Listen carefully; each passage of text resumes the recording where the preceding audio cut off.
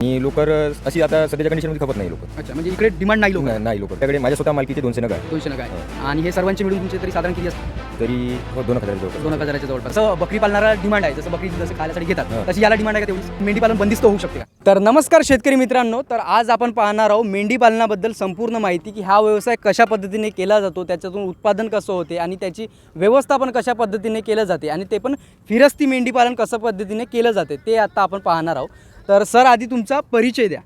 मी श्याम रंगराव घुले, राहणार आठमोर्डी, तालुका रायगाव, जिल्हा यवतमाळ. अच्छा, तर आता तुमच्याकडे सध्या किती मेंढ्या आहेत? टोटल आहे माझ्याकडे 200 नग. 200 नग आहेत. हां.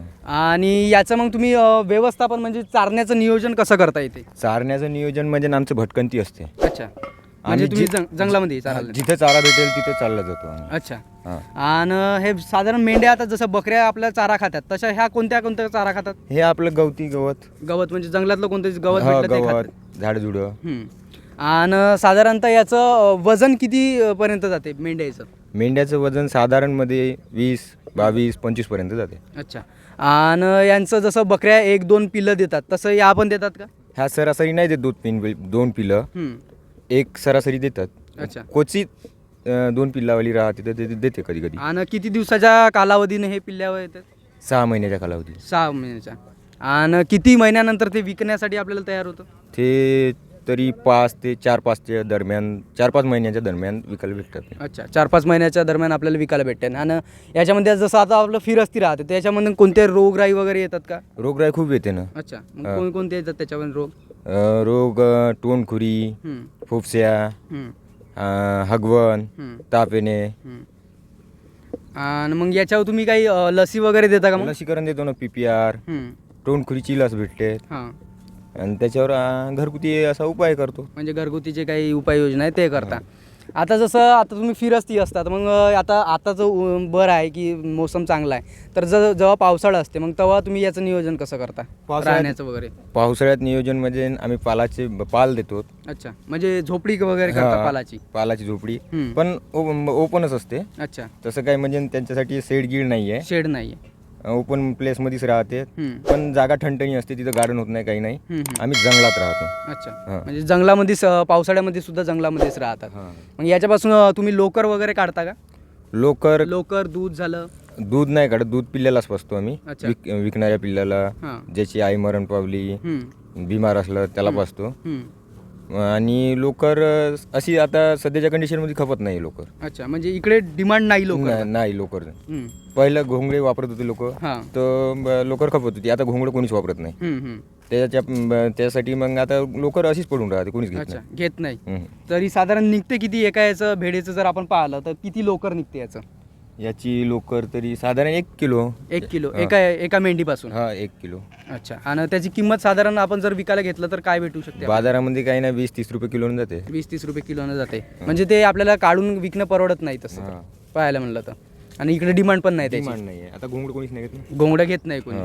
आणि साधारण याच्यावर आता तुम्ही केलं चालू, आधी सुरुवातीला तुम्ही चालू कसा केला व्यवसाय? कारण हा चालू करण्याचा काही उद्देश म्हणजे आम्हाला माहित नाही. दाजी वडिलाचा म्हणजे पारंपरिक व्यवसाय. अच्छा, पारंपरिक व्यवसाय आहे तुमचा. तिथून आधी मग तुम्ही सुरुवातीला तुमची होता तुमच्याकडे आधी किती होत्या मेंढ्या तुमच्याकडे? आधी म्हणजे आता जसं आजोबानं केलं तसं बाबानं केलं. बाबानं केल्यानंतर मी केलं. म्हणजे हे काठी चेंज झाली. आमचं म्हणजे पारंपरिक व्यवसाय राहिला. पारंपरिक व्यवसाय तोच राहिला. तर आता सध्या तुमच्याकडे किती नग आहे? पूर्ण माझ्याकडे माझ्या स्वतः मालकीचे 200 नग आहे. 200 नग आहे. आणि हे सर्वांचे मिळून तुमचे तरी साधारण किती असेल? तरी हो 2000च्या जवळपास. 2000च्या जवळपास. किती लोक आहेत तुम्ही आता सर्व इथं? 7 जण आहे आम्ही. 7 जण लोक आहे. 2000च्या जवळपास आहे. आणि साधारण याची तुम्ही विक्री करता तर किती महिन्यात तुम्ही विक्री करता आणि किंमत काय भेटते त्याची? तर आता आम्ही साधारण 6 ते 7 महिने इथून समोर आता झाले आहे. आमचं विक्रीचा कालावधी गेला आहे आमचा. म्हणजे आता एप्रिलच्या आधी म्हणजे आपलं होळीला आता ईदीसाठी झाले आहेत. विक्री झाली आहे. आणि मार्केट कुठं आहे याचं?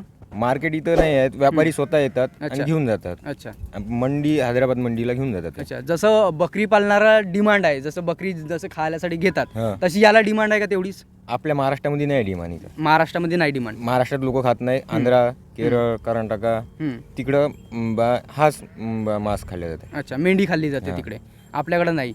आणि याची साधारण किंमत काय भेटते एका याची? एकाची साधारण किंमत 8.5च्या सरासरी. 8.5च्या सरासरी भेटते. हम्म. आणि तुमचं मग याचं महिन्याची विक्री चालते का? महिन्याचं निघते का तुमचं विकायला? महिन्याचं नाही निघत. हां.